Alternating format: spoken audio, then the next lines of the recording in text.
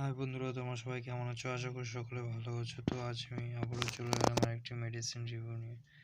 তো তার আগে বলছি, চ্যানেলটিকে যারা যারা এখনো পর্যন্ত সাবস্ক্রাইব করেনি, চ্যানেলটিকে সাবস্ক্রাইব করে নিয়ে সঙ্গে থাকবেন এবং ভিডিওটি ভালো লেগে থাকলে লাইক, কমেন্ট, শেয়ার করবেন। তো চলো বন্ধুরা, শুরু করা যাক। তো আজ আমি রিভিউ দেবো তোমাদের মাঝে ventilex-ls সিরাপ সম্পর্কে। তো এই সিরাপটি কিসের জন্য ব্যবহার করা হয় এবং কীভাবে ব্যবহার করতে হবে এবং এটি ব্যবহারে আমাদের কী কী উপকারিতা হবে এবং এটির কি কোনো রকম সাইড এফেক্ট হতে পারে, তো সমস্ত তথ্য শেয়ার দেবো। তো ভিডিওটি না টেনে শেষ পর্যন্ত দেখতে থাকো এবং চ্যানেলটিকে সাবস্ক্রাইব করে রাখো। তো এই সিরাপের মধ্যে মেনলি তিনটি কম্পোজিশন আছে। লিভো সালবুটামল সালফেট আছে, অ্যাম্ব্রোক্সোল হাইড্রোক্লোরাইড আছে অ্যান্ড গুইফেনিসন আছে। তো এই তিনটি কম্পোজিশন আছে এখানে। তো এটি 100 ml নেট ওয়েটে মার্কেটে অ্যাভেলেবেল আছে। তো এটি ম্যানুফ্যাকচার করেছে Aristo laboratories private limited company. তো এটার মার্কেট প্রাইস আছে 121 রুপিস, 121 টাকা। যে কোনো মেডিকেল শপে তোমরা এটিকে পেয়ে যাবে। তো সেখান থেকে নিতে পারবে তোমরা এই সিরাপটিকে। তো এই সিরাপটি মেনলি কাশির সিরাপ। তো এটিকে নর্মালি কাশির জন্য ব্যবহার করা হয়ে থাকে।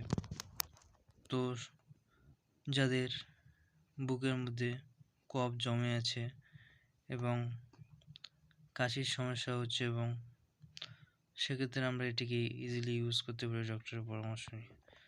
তো এই সিরাপটি মেনলি মিউকোলাইটিস কফ, অর্থাৎ ব্রঙ্কো মিউকোলাইট যে কফগুলো হচ্ছে, অর্থাৎ যেখানে যেই কাশিতে আমাদের বুকের মধ্যে কফ জমে থাকে, তো সেই কাশির ক্ষেত্রে আমরা এই সিরাপটিকে বেশি প্রেফার করে থাকি এবং নর্মাল কাশিতে আমরা এটিকে ইউজ করতে পারি।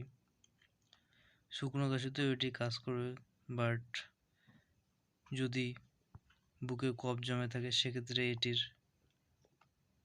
সিরাপ ব্যবহারের ফলে সেই বুকে যে কফগুলো আছে সেগুলো পাতলা করে দিবে এবং সেটি কাশির মাধ্যমে বাইরে হয়ে যাবে ধীরে ধীরে। তো বড়রা এই সিরাপটিকে 10 ml করে দিনে 2 বার ইউজ করতে পারে। তো যাদের বয়স কম তারা এটিকে 5 ml করে দিনে 2 বার ইউজ করতে পারবে।